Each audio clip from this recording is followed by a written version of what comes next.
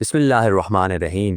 آج ہم ایک ایسی کتاب پر بات کریں گے جو جسم کی شناخت اور وجود کے اسرار پر پردہ اٹھاتی ہے۔ یہ کتاب صرف ایک کہانی نہیں ہے بلکہ ایک سوال ہے، کیا ہمارا جسم صرف ایک گوشت ہے یا ہمارا جسم، ہماری روح اور ہماری یادیں سب مل کر کوئی حقیقت تشکیل دیتی ہے؟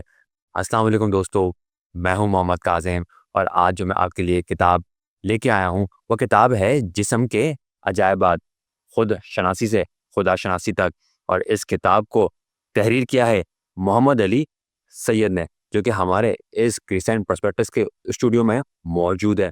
محمد علی سید صاحب، یہ جو کتاب ہے جسم کے عجائبات، جو کہ طالب علم، جو کہ انجینئرنگ کے میڈیکل کے طالب علم ہیں وہ بھی پڑھتے ہیں، اور ایک عام انسان، عام فرد بھی پڑھتے ہیں، اس کتاب کے حوالے سے بتائیں۔ اور مجھے جہاں تک میرا خیال ہے کہ یہ آپ کی سب سے پہلی کتاب ہے جو کہ آپ نے ترتیب دی ہے، تو اس کتاب کے حوالے سے اگر آپ ہمارے ناظرین کو کچھ بتانا چاہیں۔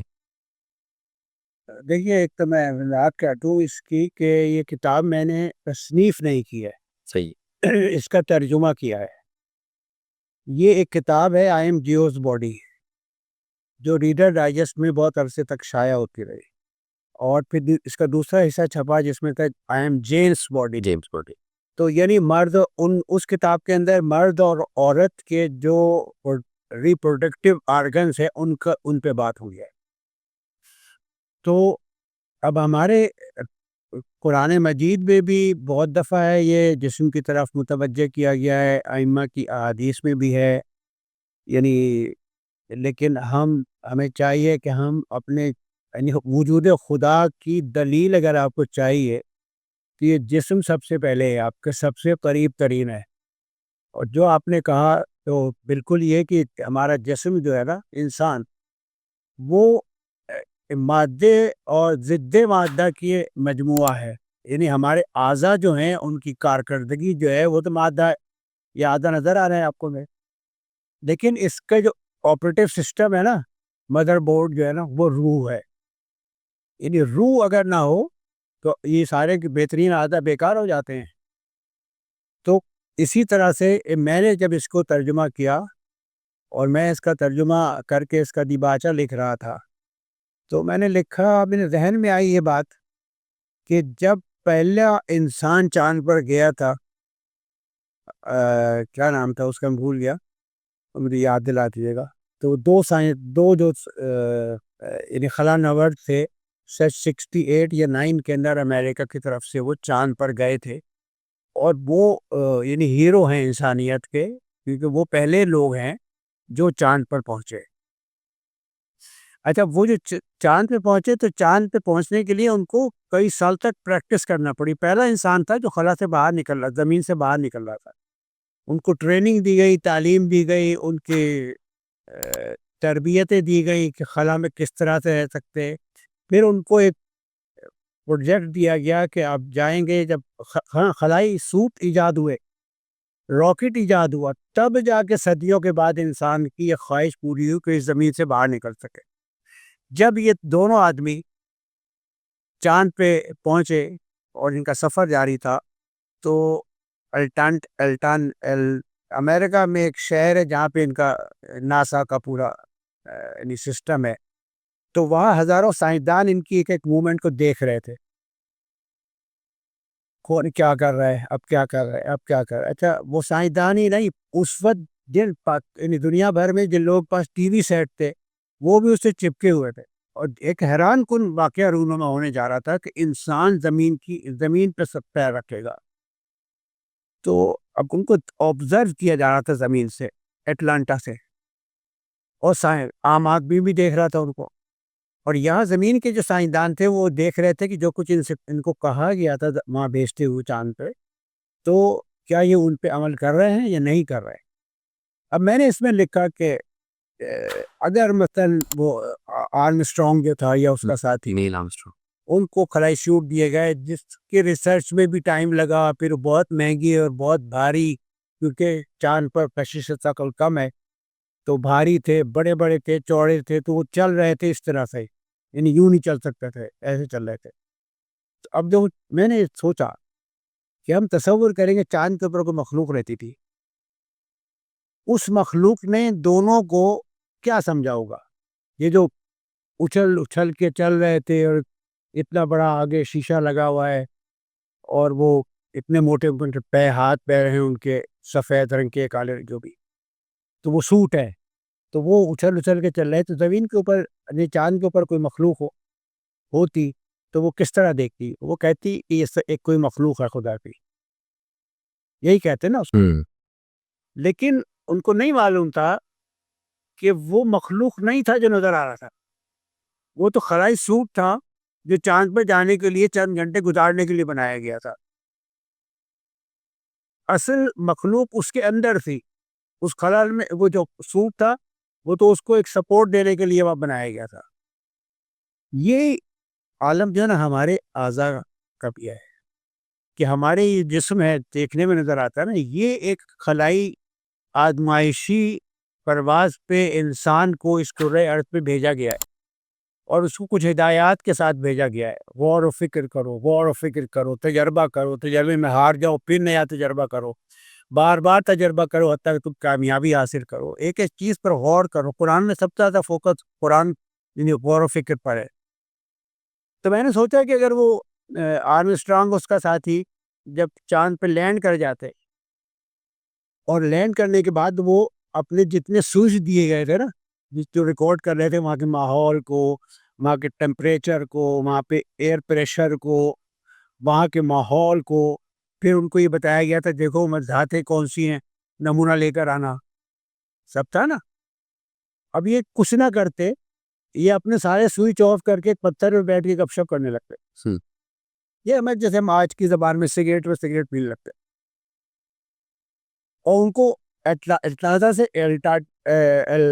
الٹانز میں نام بول رہا ہوں، میری زبان ذرا گڑبڑ ہوئی، خیر وہ جو سینٹر تھا یہاں پہ ریسرچ سینٹر کا یعنی خلائی سینٹر کا، تو وہاں پہ سائنسدان ہزاروں دیکھ رہے تھے ان کی، تو اگر وہ جا کے وہاں وہ کام نہ کرتے جو ان کو کہا گیا تھا، اتنی بہترین آلات دیے گئے، ان کو ٹریننگ دی گئی، سمجھایا گیا، بتایا گیا، ٹارگیٹ بتایا گیا، اور جا کر وہ وہاں پہ گپ شپ کرنے لگتے، تو ان کی واپسی جو تھی مجھے یقین ہے کہ امریکی حکومت جب وہ واپس آتے تو ان کو الیکٹرک چیئر پر بٹھا دیتے، اس لیے کہ تمہیں اتنے مہنگے ایکوپمنٹ دیے، اتنی ٹریننگ دی گئی، اتنا تمہیں سمجھایا گیا، بتایا گیا، تم جا کے واپس ہو گئے یا سگریٹ پیتے رہے، گپ شپ کرتے رہے، تو اس کو الیکٹرک چیئر کے اوپر بٹھا دیا تھا۔ وہ انسانیت کے ہیرو نہ ہوتے، وہ انسانیت کے دشمن ہوتے، اور یہی حالت ہمارے اس جسم و ان کے اعضاء کا ہے۔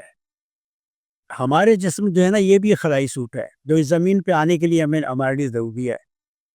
یہ اگر اس جسم کو صحیح طرح، اس کے اعضاء کو صحیح طرح سے استعمال کیا جاتا رہے تو یہ جسم جو ہے نا، آپ نے بھی ایسے بزرگوں کو دیکھا ہوا کہ 100 سال سے بھی اوپر عمر کی ہوتی ہے، 110 بھی ہو جاتی ہے۔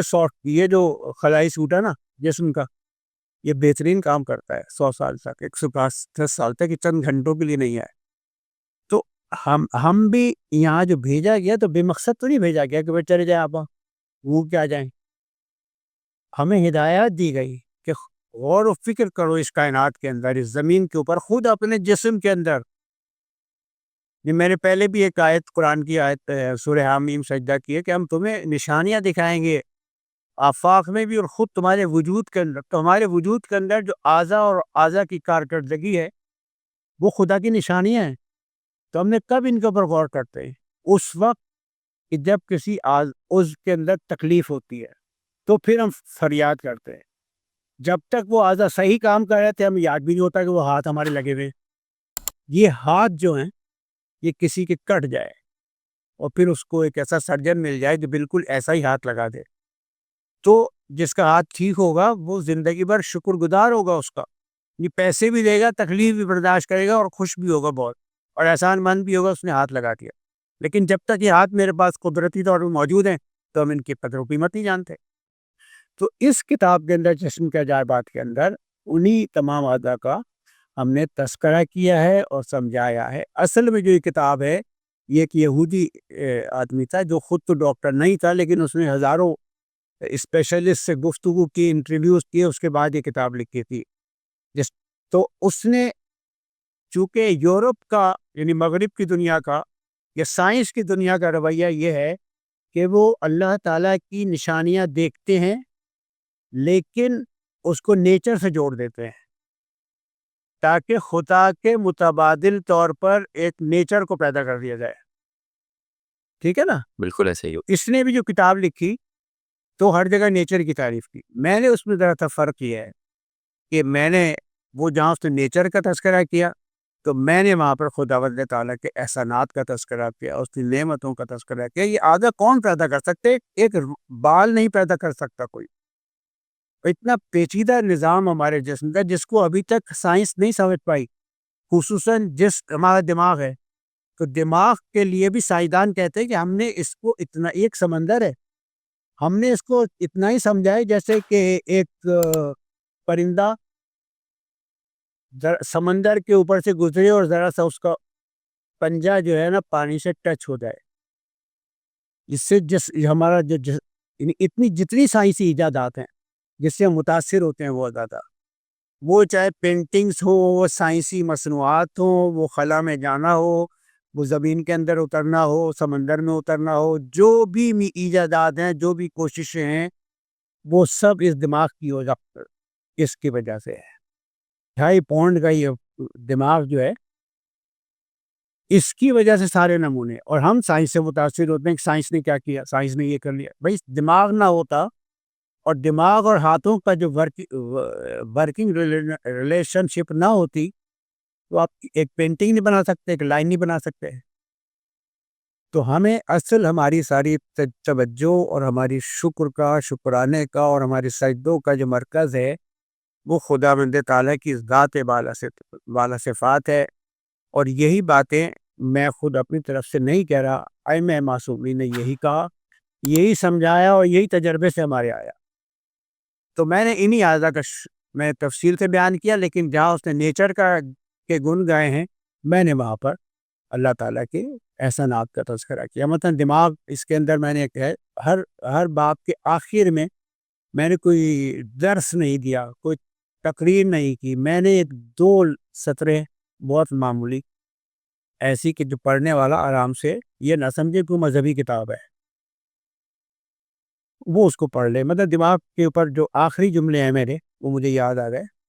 تو میں نے لکھا کہ دماغ کے جو ساری تعریفیں بیان کی, اس کے بعد لکھا کہ دماغ پر اگر چوٹ لگ جائے ایکسیڈنٹ کے سبب, گر جانے کے سبب, تو اس کے بعد زندگی بہت مشکل میں ہو جاتی ہے. اس لیے کہ جب ہماری جو کھوپڑی ہے اس کے اندر دماغ ہے جو اسپنج جیسے ایک مادے میں تیرتی رہتی, تاکہ ہم کلابازی کھائیں, نیچے آئیں, اوپر جائیں, موٹر سائیکل چلائیں, پہاڑوں پہ چڑھے. لیکن یہ دماغ جو ہے نا یہ ہلتا نہیں کہیں پہ. اگر ہلے ایک لمحے کو تو یہ دماغ, یہ دنیا گھومنے لگے ہماری. تو سر کی چوٹ جو دماغ کے لیے بہت خطرناک ہے, اس لیے کہ کھوپڑی کے اندر دماغ ہے اور اندر کوئی چیز پھیلنے کی جگہ نہیں ہے. تو اس کا انجام یہ ہوتا ہے کہ جس دماغ جو ہے نا پچک جاتا ہے اس سوجن کی وجہ سے. تو اندر جو مٹیریل ہے دماغ ہمارا وہ دبنے لگتا ہے. تو اس کی جو بہترین صلاحیتیں ہیں, اس کے جو نیورونز ہیں وہ مرنے لگتے ہیں. اس کے اندر صلاحیتیں ہیں ہر چیز کو یاد رکھنے کی, ہر ریئیکشن دینے کی, ہر خطرے سے دور ہونے کی, ہر اچھائی کی طرف بڑھنے کی. تو یہ ساری صلاحیتیں نیورون کے اندر جو ہیں وہ آہستہ آہستہ وہ سب چیزیں دبنے لگتی ہیں. اور کبھی ایک ونڈو غائب ہو جاتی ہے, کبھی ایک سافٹ ویئر غائب ہو جاتا ہے دماغ کا, اور کبھی ایک طرف کی لائٹ جاتی ہے, کبھی ایک طرف کی لائٹ جاتی ہے, اور پھر ایک مکمل بلیک آؤٹ ہو جاتا ہے اور انسان اپنی اصل زندگی میں پیدا ہو جاتا ہے. بہت شکریہ آپ کا. ہاں, بہت بہت شکریہ محمد علی سید صاحب, آپ نے ہمیں ٹائم دیا اور اس کتاب کے حوالے سے بہترین ہماری رہنمائی کی. اگر آپ لوگ چاہتے ہیں کہ اس کتاب کے حوالے سے ہم مزید گفتگو کریں تو کمنٹ کے اندر اپنا فیڈ بیک ضرور دیجیے گا.